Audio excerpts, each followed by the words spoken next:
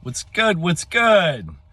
I had the realization the other day, yesterday, after I made my last video where I talked about I have a Home Depot interview. I just realized I don't have anything to wear to a job interview.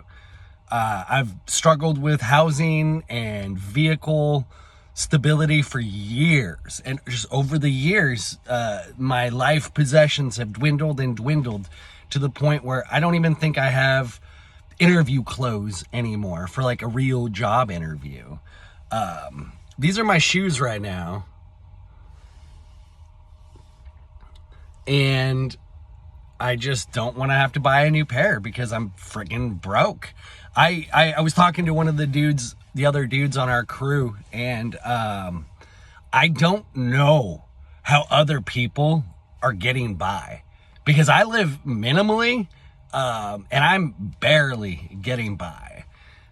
So I don't know how people who actually have multi-$1,000 rents and mortgages and everything, I don't know how they're doing it. I think, a lot of people are in a lot of debt. I'm in a little bit of debt myself, but not a lot, thankfully. And that's not sustainable from an economic perspective. There are so many different bubbles that I feel like at any moment could burst and just start collapsing the entire economy. It's I think when one bursts, the rest are gonna follow.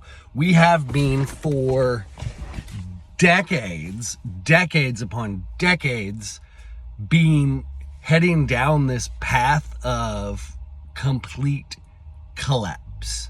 The level of spending, the debt that we have accrued as a nation is, talking heads and whatnot will say we're like at the point of no return and all those other things. I think we're past the point of no return. It's not even going to matter what Elon Musk might actually do or cut or help support or encourage Donald Trump to cut, because it seems like they haven't really done much. They've just done a lot of, ooh, look what we found and we're gonna stop spending, but then they're gonna just spend that money elsewhere. Elon Musk is not a good guy. I'm sorry.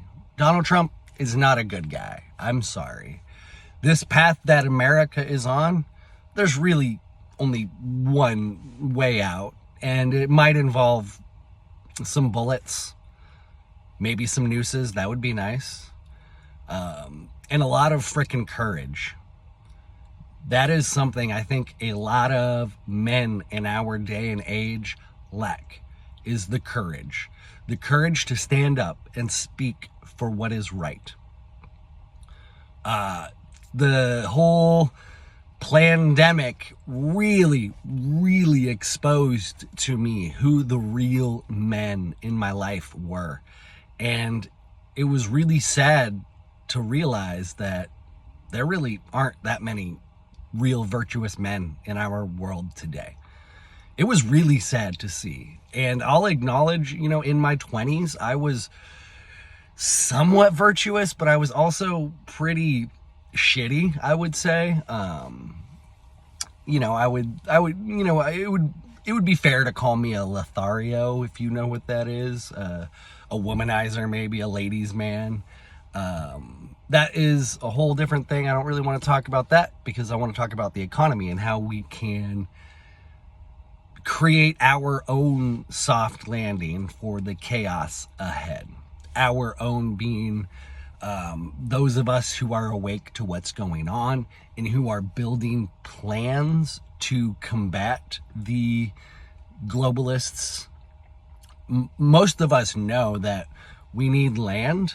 Most of us know that we need to be self-sufficient, solar, we need to grow our own food, raise our own livestock, all of that. Most of us know that part, but what I think a lot of us still have not yet internalized is the potential lethality we may need to develop and utilize in defending what we are able to obtain, because we are so not out of the water, not even close. It's so hard to talk about this stuff because literally in my lifetime, I could live for another 60 years. I'm 37 now, 50 to 60 years. I could live for, I could die tomorrow. I don't think so. I doubt it. Just like my intuition's telling me I got a few more years on this damn planet. But anyways, so even by the time I'm past, I still don't think the battle will be done. I think it's up to people like us to really create the framework for the battle. And that's a new thought that literally just came to me. A lot of these videos are me just rambling. It's a stream of consciousness, just sort of rambling. I generally have general ideas in my head that I like to just play with, and then as I talk, they sort of formulate.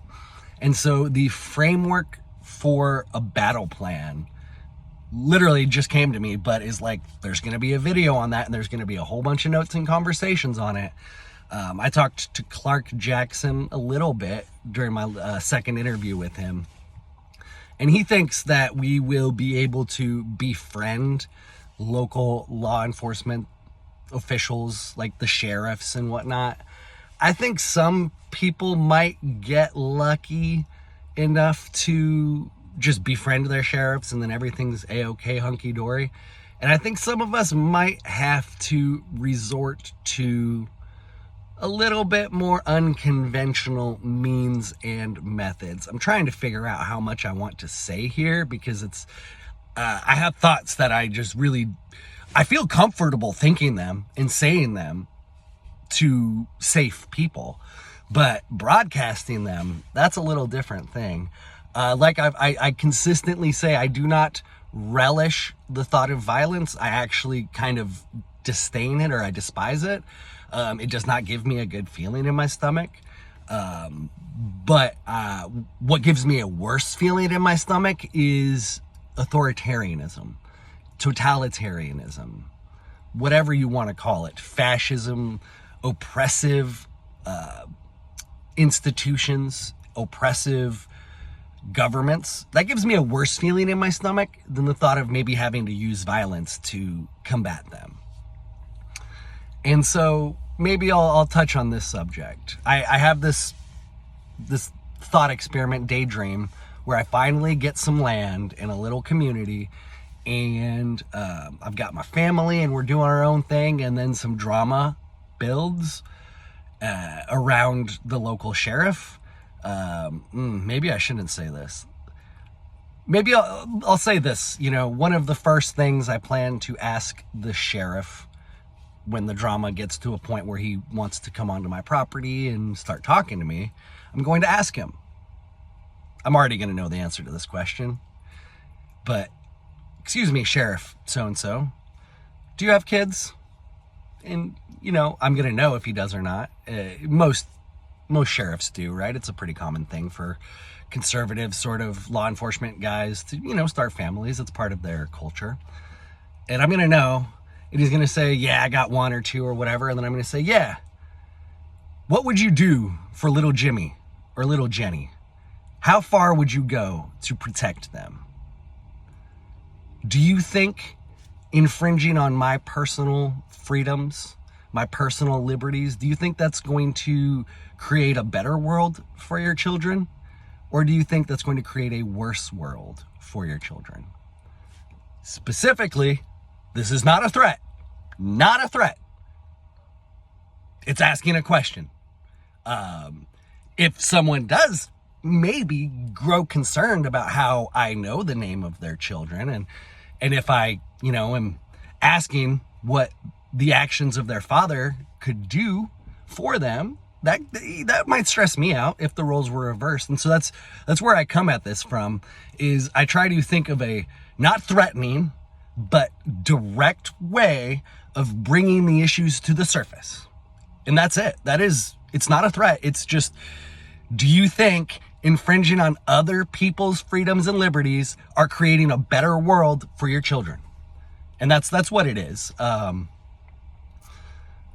That's one example of some of the things that I think about that I don't love it. I don't love having to think like a crime boss in a sense. Literally, sometimes I have to like think to myself, like I have to think like a crime boss because we're fighting crime bosses. And I hate it. I would much rather just be a virtuous man in my community instead of a fucking gangster. But desperate times call for desperate measures. And if I gotta be a little G sometimes, I'll do it. Because I will do whatever it takes to protect my family. And I'll end the video there. Much love, y'all.